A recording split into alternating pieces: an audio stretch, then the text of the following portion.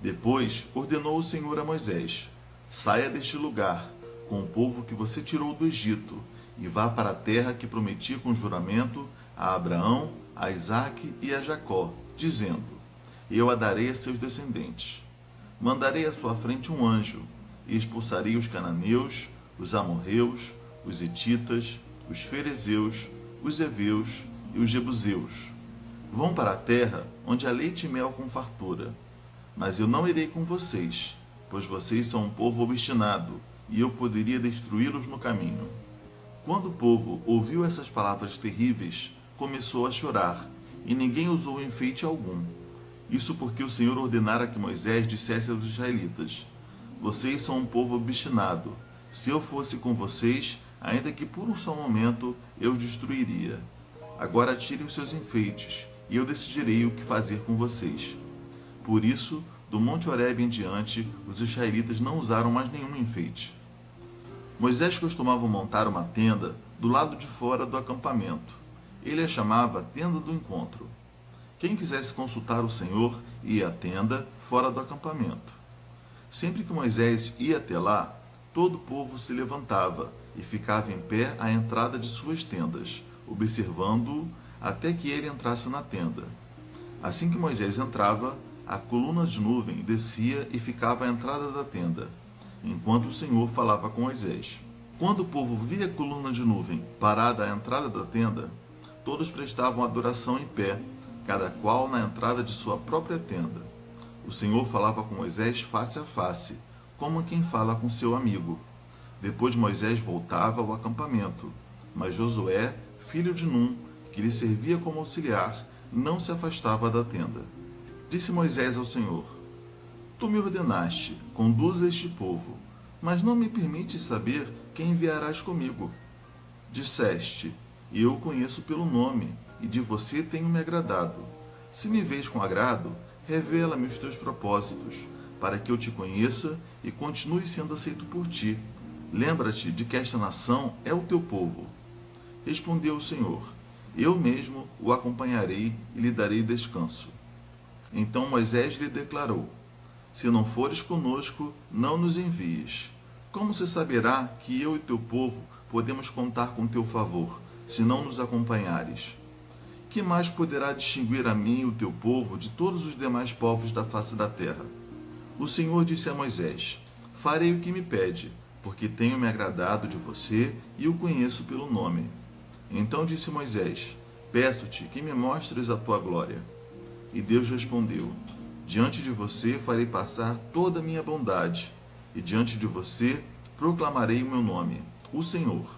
Terei misericórdia de quem eu quiser ter misericórdia, e terei compaixão de quem eu quiser ter compaixão. E acrescentou: você não poderá ver a minha face, porque ninguém poderá ver-me e continuar vivo. E prosseguiu o Senhor: há aqui um lugar perto de mim, onde você ficará em cima de uma rocha. Quando a minha glória passar, eu o colocarei numa fenda da rocha, e o cobrirei com a minha mão, até que tenha acabado de passar. Então tirarei a minha mão, e você verá as minhas costas, mas a minha face ninguém poderá ver. Bem, vamos a alguns comentários aqui sobre esse capítulo. Primeiro nós vemos Deus falando de forma dura com o povo, dizendo que ele não iria com eles, porque senão ele poderia destruí-los. Ou seja, é uma maneira dura de Deus mostrar para o povo a sua indignação contra o pecado. E ao mesmo tempo, ele estaria ali impelindo Moisés à intercessão. E é o que Moisés faz. Ele diz: olha, se o Senhor não for conosco, não nos envies.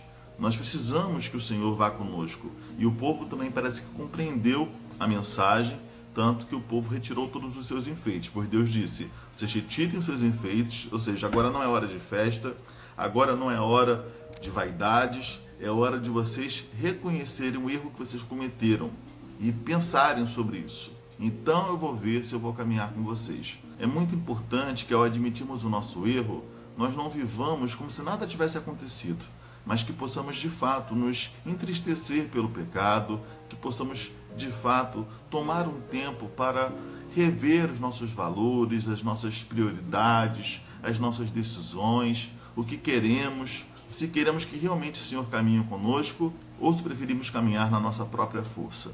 É interessante que mesmo antes da construção do tabernáculo, Moisés já tinha ali a sua tenda do encontro, o seu espaço reservado para buscar ao Senhor, para falar com o Senhor. E a Bíblia fala que Deus falava com Moisés face a face, como quem fala com seu amigo. Olha que intimidade com Deus que Moisés tinha, que coisa maravilhosa. Todos nós precisamos ter as nossas tendas do encontro, que não precisam ser físicas, mas precisam ser aquele lugar de adoração que o nosso coração aberto para o Senhor cria, quando nós nos rendemos de corpo e espírito diante do Senhor e clamamos por sua presença. Nós precisamos ter o nosso tempo de qualidade com Deus. Moisés entendia isso e por isso ele discernia qual era a vontade de Deus para a sua vida e para a vida das pessoas que estavam ao seu redor. É interessante que enquanto Moisés entrava na tenda para falar com o Senhor e a glória do Senhor era vista na forma de uma nuvem que cobria a entrada da tenda, os israelitas ficavam à entrada das suas próprias tendas em pé, em adoração, enquanto Moisés estava lá. A atitude de um líder, ela dá um exemplo para os demais. A atitude de Moisés servia de exemplo para todos aqueles israelitas. Assim também, Deus tem te feito líder, talvez na sua casa, talvez na sua igreja, dentre pessoas que você conheça.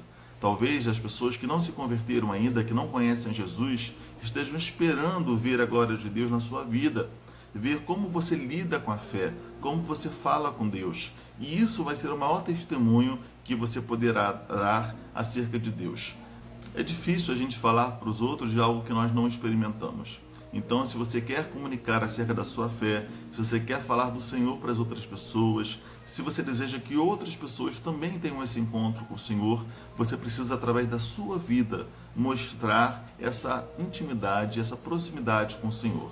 Isso não deve ser uma atitude de proselitismo, não deve ser uma atitude de vaidade, para mostrar, olha só como é que eu oro, olha só como eu sou espiritual, mas deve ser algo natural. Aquilo que Moisés vivia, ele vivia de forma naturalmente. E as pessoas viam e as pessoas ficavam impactadas por aquilo que elas viam. É importante que seja natural e assim Deus vai revelar a sua glória a outras pessoas que ainda não experimentaram dessa intimidade, dessa proximidade com o Senhor. E por fim vemos que Moisés pede ao Senhor que mostre a sua glória, ou seja, ele queria ver com seus olhos naturais toda a glória, toda a majestade de Deus. Isso porque Deus se revelava a ele de maneira íntima, porém ainda assim, de certa forma, velada. Porém Deus diz que se Deus se manifestasse de forma total para ele, ele não resistiria e ele morreria. Mas Deus daria a ele uma pequena prova, uma pequena experiência, já que ele tinha esse desejo. E Deus coloca ele numa fenda de uma rocha, Deus cobre ele com a sua mão, e que então, quando ele passasse, ele tiraria a mão para que Moisés pudesse vê-lo de costas. Bem, nós sabemos que Deus é espírito, que ele não tem corpo. Então, como explicar aqui que Deus colocou a mão sobre a fenda da rocha, depois Moisés viu ele de costas? Isso porque Deus usa uma linguagem que nós entendamos. Deus se aproxima de nós usando referências que nós possamos compreender e assim ele possa manifestar um pouco de si ao homem. Deus, assim como um homem fala com uma criança usando uma linguagem infantil, Deus também usa uma linguagem ou se manifesta de uma forma que possamos entender. E aqui vemos um bom exemplo de uma teofania, que é uma manifestação corpórea, visível do Senhor, que é um Deus imarcessível, é um Deus sublime, é um Deus invisível, mas que se revela quando lhe convém. Ok? Então é isso, pessoal. Espero que você tenha gostado desse texto e que a cada dia você possa desejar buscar mais ao Senhor, ter mais intimidade com o Senhor. Embora Moisés fosse um homem muito importante na história bíblica e nós pensemos que Deus só se revela a pessoas assim, muito destacadas ou muito santas, muito especiais, Deus se revela a pessoas comuns, pessoas com suas falhas, com as suas dificuldades, que você possa desejar ter um relacionamento mais próximo com o Senhor nesse ano. Tá bom? Deus te abençoe e até mais.